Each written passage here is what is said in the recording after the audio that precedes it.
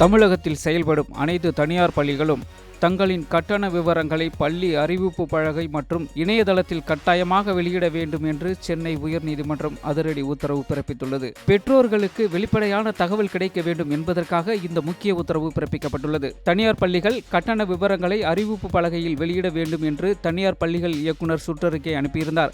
இதனை எதிர்த்து அகில இந்திய தனியார் கல்வி நிறுவனங்கள் சங்கம் தொடர்ந்த வழக்கை விசாரித்த நீதிபதி எம். தண்டபாணி இந்த உத்தரவை பிறப்பித்தார். அரசால் நியமிக்கப்பட்ட கட்டண நிர்ணய குழு ஒவ்வொரு பள்ளியிலும் நிர்ணயித்துள்ள கட்டணங்களையும் சம்பந்தப்பட்ட அதிகாரிகளின் ஒப்புதலுடன் வசூலிக்க அனுமதிக்கப்பட்ட பிற கட்டணங்களையும் அனைத்து தனியார் பள்ளிகளும் பள்ளி வளாக அறிவிப்பு பலகை மற்றும் இணையதளத்தில் தெளிவாக வெளியிட வேண்டும் என்று நீதிமன்றம் உத்தரவிட்டுள்ளது. மேலும் இந்த விவரங்கள் அவ்வப்போது புதுப்பிக்கப்படுவதை தனியார் பள்ளிகள் இயக்குநர் உறுதி செய்ய வேண்டும் என்றும் அறிவுறுத்தப்பட்டுள்ளது.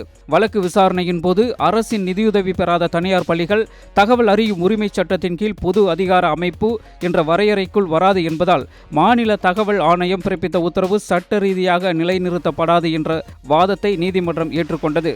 அதே நேரத்தில் தமிழக தனியார் பள்ளிகள் ஒழுங்குமுறை சட்டத்தின் கீழ் தனியார் பள்ளிகள் செயல்படுவதால் அவற்றின் கட்டண விவரங்கள் பொதுமக்களுக்கு வெளிப்படையாக அறிவிக்கப்பட வேண்டியது அவசியம் என்றும் அரசியலமைப்பு சட்டத்தின் 266வது பிரிவின் கீழ் உயர்நீதிமன்றத்திற்கு இதுபோன்ற உத்தரவை பிறப்பிக்கும் அதிகாரம் இருப்பதாகவும் நீதிபதி தெரிவித்தார்.